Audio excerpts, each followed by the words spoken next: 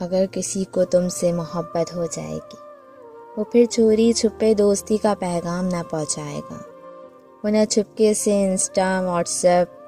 یا فیس بک پہ تمہیں میسج کر کے پریشان کرے گا۔ اگر سچ میں تم سے شدید محبت ہوگی، وہ تمہیں کچھ نہ بتائے گا، وہ اپنی نگاہیں بھی تم پر نہ اٹھائے گا،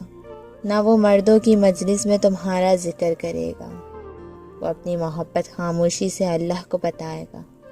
وہ تمہیں پانی کی خاطر صبر اور پرہیزگاری اپنائے گا، وہ اپنی محبت میں اگر سچا ہوگا، وہ تمہارے والدین تک نکاح کا پیغام پہنچائے گا،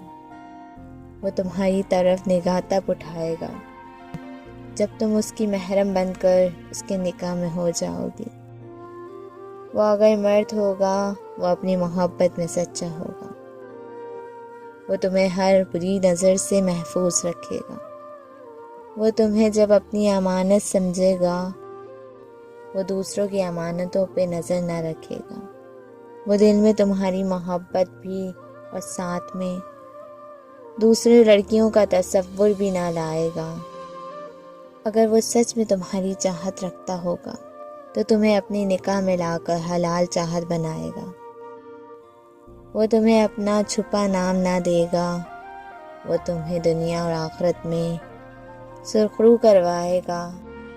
وہ اگر تم سے سچی محبت کرے گا تو تمہیں بیوی بنا کر لائے گا، وہ چھپی دوستی کر کے گرل فرینڈ نہ بنائے گا، وہ تم سے نکاح کرے گا، وہ چھپی دوستی نہ کرے گا۔ اے پیاری معصوم لڑکیوں، تم کسی کی امانت ہو، امانت دار کے آنے تک تم خود کی حفاظت کرنا، تم ان نامحرموں سے ہوشیار رہنا، تم تو اپنے شوہر کی آنکھوں کی ٹھنڈک ہوگی، تم تو ان کے دلوں کی ملکہ ہوگی۔ ملکائیں تو محل میں رہتی ہیں، تمہارا پردہ تمہارا محل ہے، تمہاری حیا کی 4 دیواریاں تمہاری حفاظت کریں گی۔ اے پیاری اور معصوم لڑکیوں، اپنے شوہر کے آنے تک اپنے دل پر تالے لگا کے رکھو، اسے ہر ہاتھ پر مت کھولو، تم اسے تب کھولنا جب کوئی تمہارے والدین سے نکاح کی چابی لے کر جب یہ تالا کھولے گا، تم اسے اپنے دل میں داخل ہونے دینا، تم ان کو اپنے